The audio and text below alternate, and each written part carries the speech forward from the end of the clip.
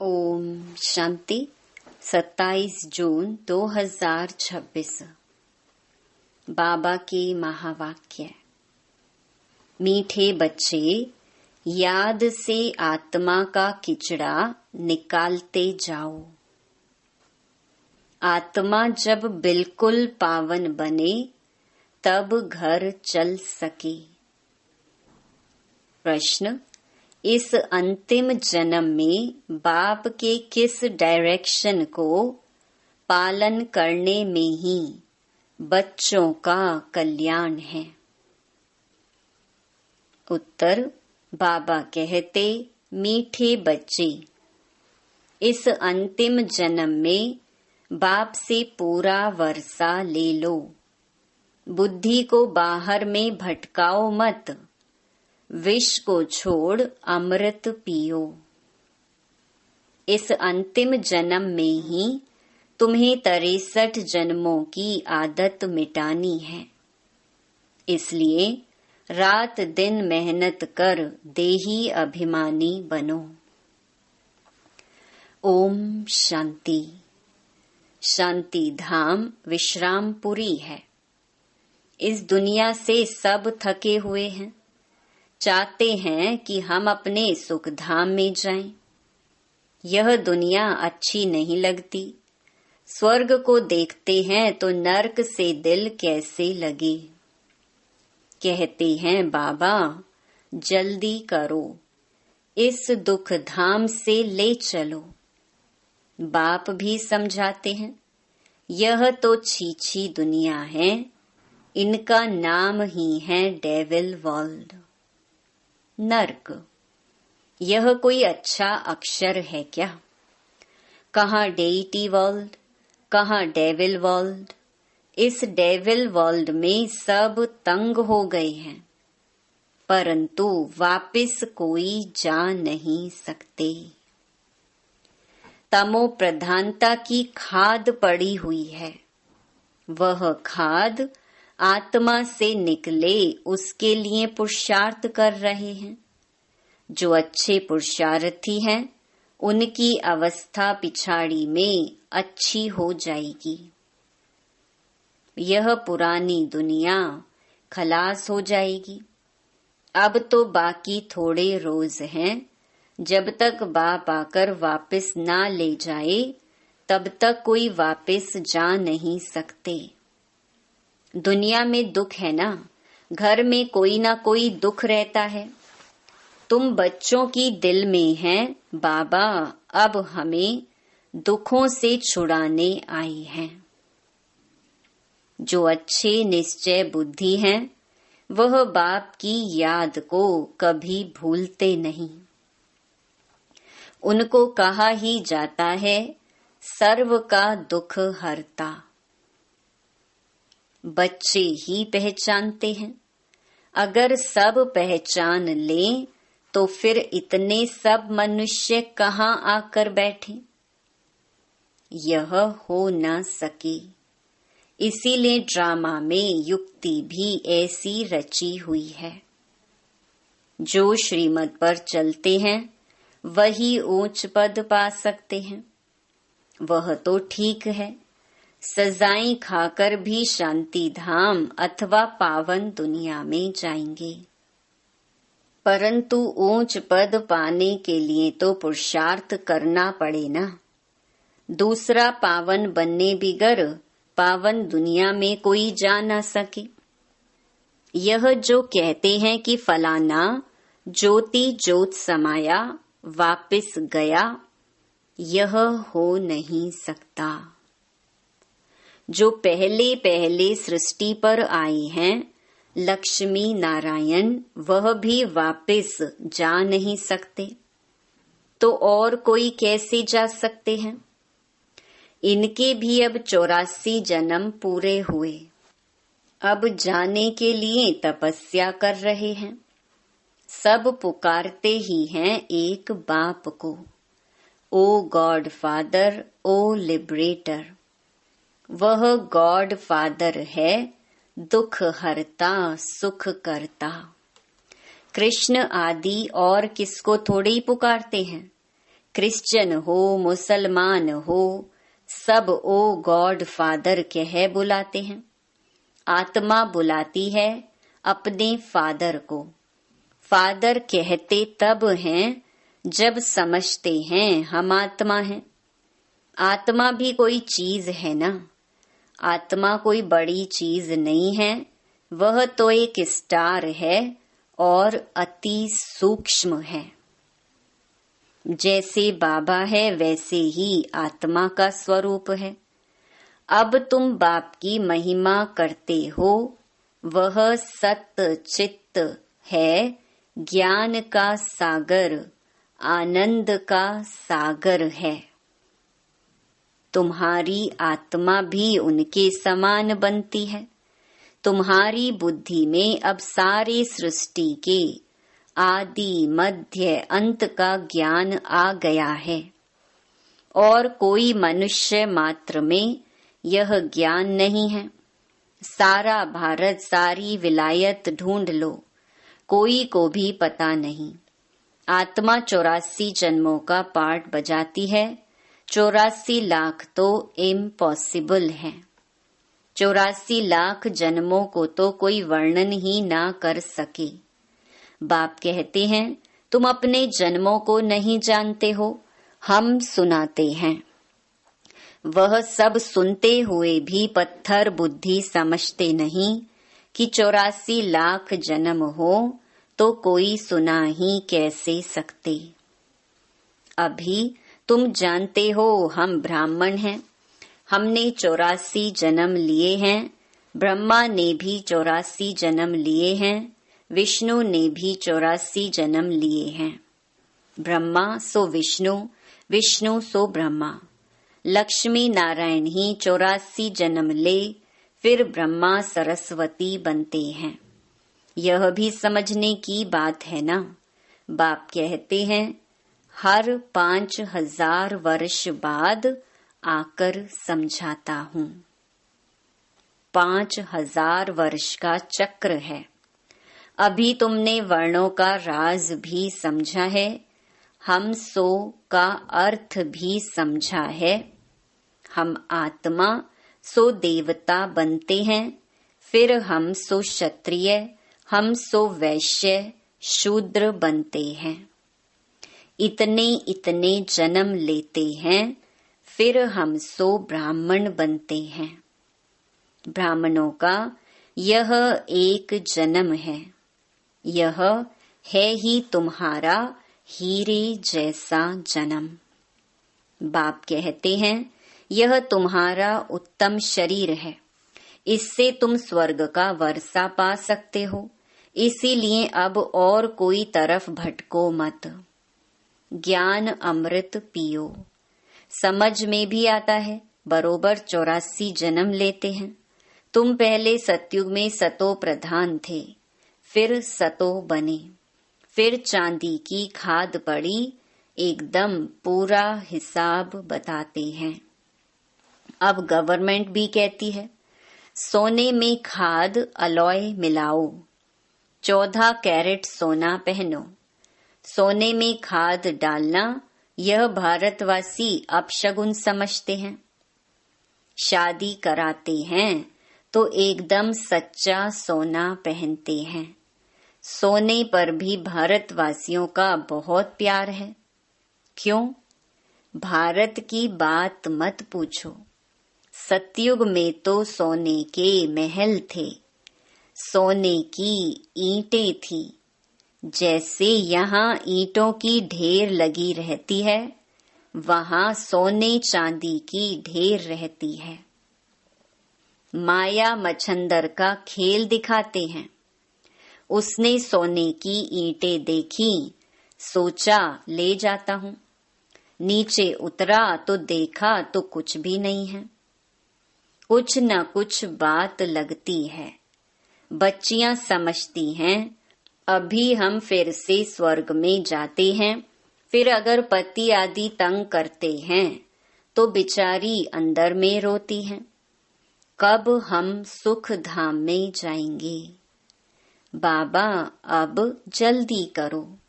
बाप कहते हैं बच्चे, जल्दी कैसे करूं? पहले तुम योग बल से अपना किचड़ा तो निकालो। योग की यात्रा पर रहो। बाप धीरज देते हैं, पुकारते भी हो, हे पतित पावन आओ। गाते भी हैं, सर्व का सद्गति दाता एक। यहाँ की ही बात है, अकासुर बकासुर यह सब बातें इस संगम समय की हैं। यह है ही आसुरी दुनिया, तो बाप समझाते हैं, मैं कल्प कल्प संगम पर आता हूँ, जब सारा झाड़ जर्जरी भूत अवस्था को पाता है। तुम जानते हो, सतयुग में हर चीज सतो प्रधान होती है। यहाँ इतने पंछी जानवर आदि हैं, यह सब इतने वहाँ नहीं होंगे। बड़े आदमियों के पास अच्छी सफाई रहती है, उन्हों के रहने का स्थान, फर्नीचर आदि बहुत अच्छा होता है। तुम भी इतने ऊंच देवताएं बनते हो, वहाँ ऐसी कोई छीछी चीज रह न सके। यहाँ तो मच्छर आदि अनेक प्रकार की बीमारियां, कितनी गंदगी रहती है। गांवों में इतना गंद नहीं रहता। बड़े बड़े शहरों में बहुत गंदगी रहती है, क्योंकि बहुत मनुष्य हो गए हैं, रहने की जगह नहीं है। तुम सारे विश्व के मालिक बनते हो।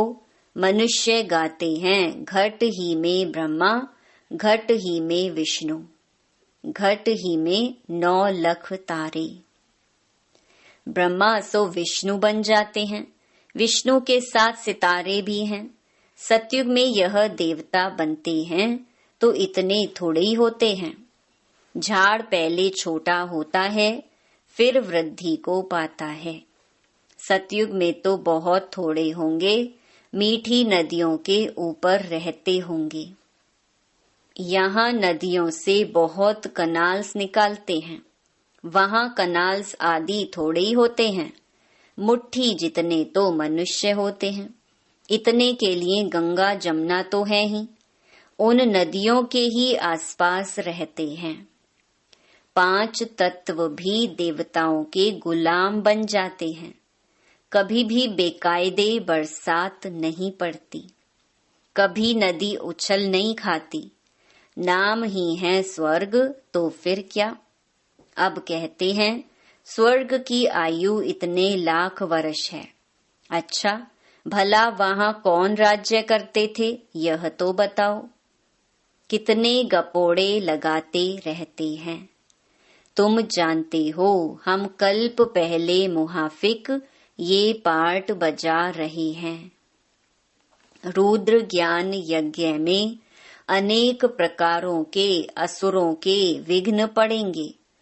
फिर मनुष्य समझते हैं असुर लोग ऊपर से गंध, गोबर आदि डालते थे, परंतु नहीं। तुम देखते हो कितने विघ्न पड़ते हैं। अबलाओं पर अत्याचार होते हैं, तब तो पाप का घड़ा भरेगा। बाप कहते हैं थोड़ा सहन करना पड़ेगा। तुम अपने बाप और वर्षे को याद करते रहो। मार खाने समय भी बुद्धि में याद करो शिव बाबा। तुमको तो बुद्धि में ज्ञान है।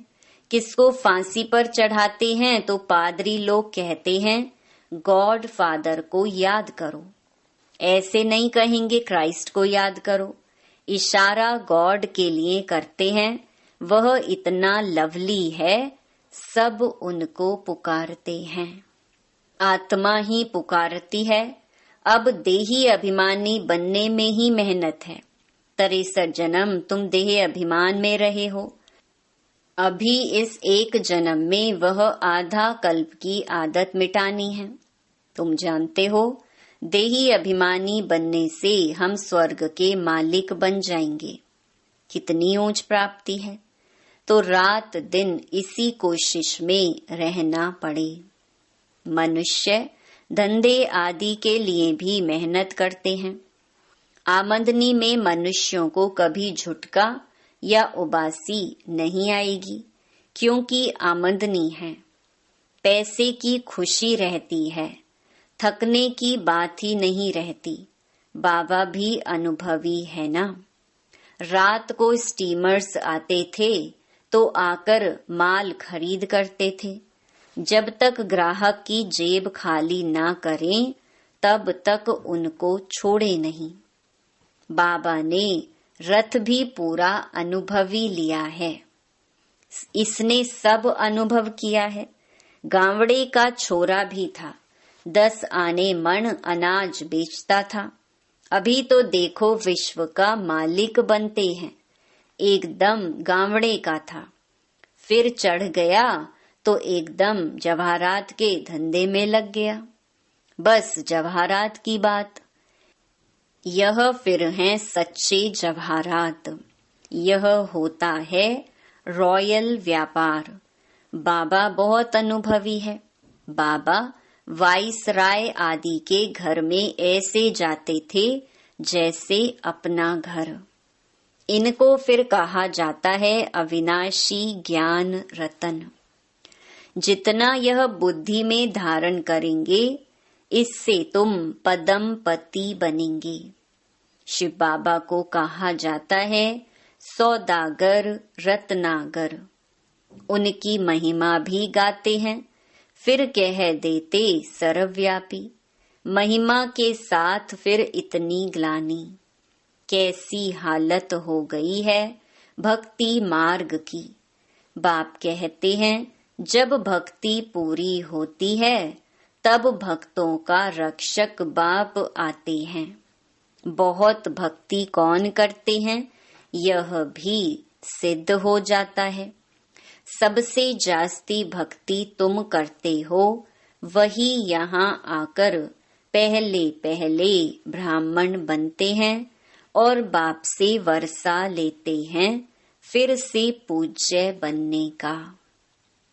रावण ने पुजारी बनाया है, बाप पूज्य बनाते हैं। यह है भगवानुवाच। भगवान एक है, 2-3 भगवान होते नहीं। गीता भगवान की गाई हुई है। शिव भगवानुवाच के बदले श्री कृष्ण का नाम डाल दिया है, तो कितना फर्क हो गया है। ड्रामा अनुसार फिर भी गीता का नाम ऐसे बदलना ही है। फिर बुलाते हैं हे पतित पावन आओ। बाप पावन बनाते हैं, रावण पतित बनाते हैं, तो समझने की कितनी बुद्धि चाहिए। श्रीमत श्रेष्ठ ते श्रेष्ठ मत है ही एक बाप की। यह लक्ष्मी नारायण स्वर्ग के मालिक बाप की मत से ही बने हैं। अच्छा, मीठे मीठे सिकी लधे बच्चों प्रति मात पिता बाप दादा का याद प्यार और गुड मॉर्निंग। रूहानी बाप की रूहानी बच्चों को नमस्ते। धारणा के लिए मुख्य सार। पहला, इस एक जन्म में 63 जन्मों के पुराने देह अभिमान की आदत मिटाने की मेहनत करनी है। देही अभिमानी बन स्वर्ग का मालिक बनना है। दूसरा, इस हीरे तुल्य उत्तम जन्म में इस बुद्धि को भटकाना नहीं है, सतो प्रधान बनना है। अत्याचारों को सहन कर बाप से पूरा वर्षा लेना है। वरदान, साकार बाप समान अपने हर कर्म को यादगार बनाने वाले आधार मूर्त और उद्धार मूर्त भव। जैसे साकार बाप ने अपना हर कर्म यादगार बनाया, ऐसे आप सभी का हर कर्म यादगार तब बनेगा जब स्वयं को आधार मूर्त और उद्धार मूर्त समझकर चलेंगे। जो अपने को विश्व परिवर्तन के आधार मूर्त समझते हैं, उनका हर कर्म ऊंचा होता है और वृत्ति दृष्टि में जब सर्व के कल्याण की भावना रहती है तो हर कर्म श्रेष्ठ हो जाता है। ऐसे श्रेष्ठ कर्म ही यादगार बनते हैं। स्लोगन: सत्यता की शक्ति को धारण करने के लिए सहनशील बनो। ये अव्यक्त इशारे सदा हर्षित रहने के लिए अपनी नेचर को सरल बनाओ, सहनशील बनो।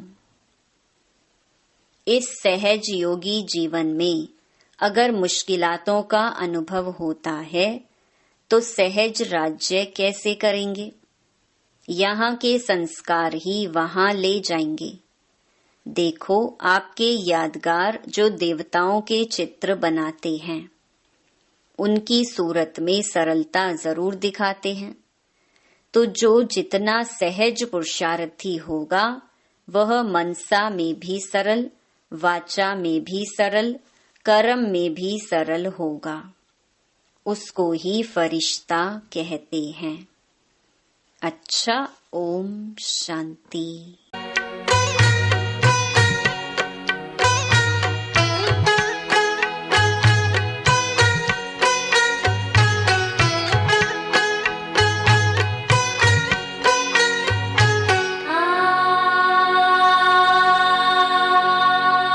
आवाज की दुनिया से चले दूर, कहीं दूर चले। आवाज की दुनिया से चले दूर, कहीं दूर चले। चांद सितारों से, चांद सितारों से दूर, बड़ी दूर चले। आवाज की दुनिया से चले दूर, कहीं दूर चले। आवाज की दुनिया से चले दूर, कहीं दूर चले।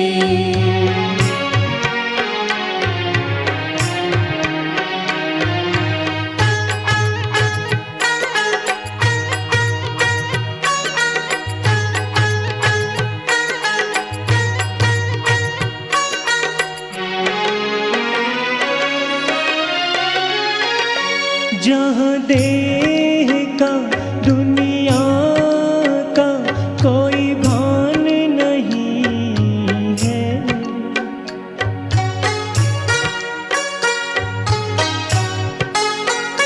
जहाँ देह का दुनिया का कोई भान नहीं है। कोई गम नहीं, हलचल नहीं, तूफान नहीं है। कोई गम नहीं, हलचल नहीं, तूफान नहीं है। बड़ी शान से, खुशियों से भरपूर हो निकले। बड़ी शान से, खुशियों से भरपूर हो निकले। आवाज की दुनिया से चले